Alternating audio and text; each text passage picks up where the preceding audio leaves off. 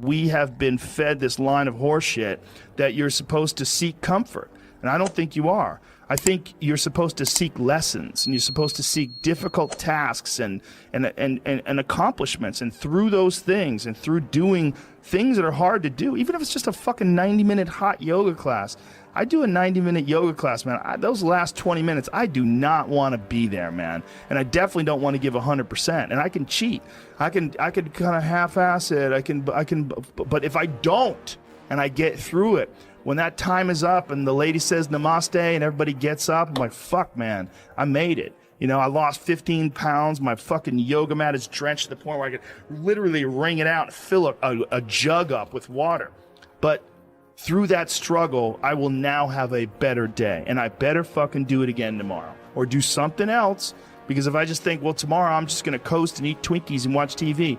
Oh, hello, sadness, my old friend. Hello, depression. Because when you're not doing anything, you feel like shit. And that's just a part of being a human being. And we can pretend that we're something other than what we really are. And we can pretend, nah, me, man, I'm just cool, just chilling, doing nothing.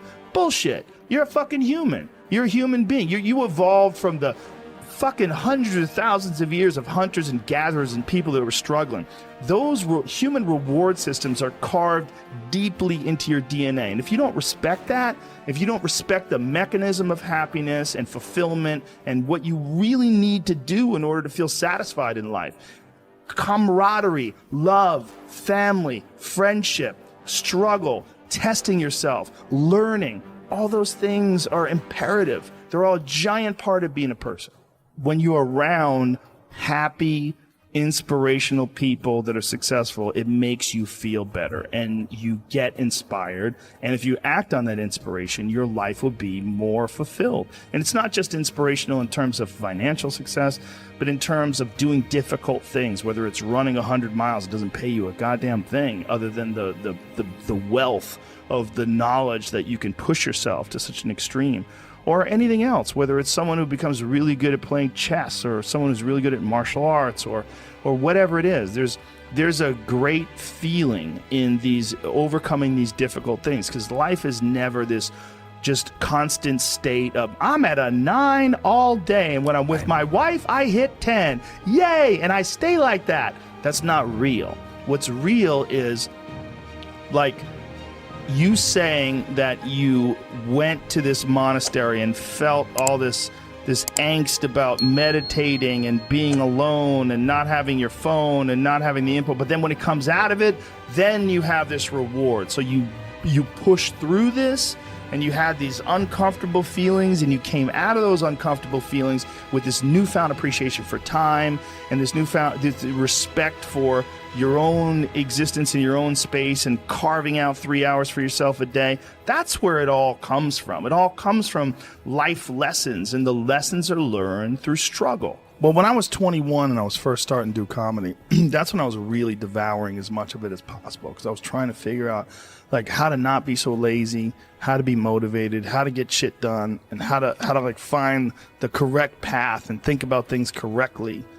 I would follow all this personal power, like you had workshops that you would do, like little like notebooks and shit, fill out, and things to talk about and things to concentrate on. Like if you did do it, it would help you. But really what it's all about is just getting your shit together and moving.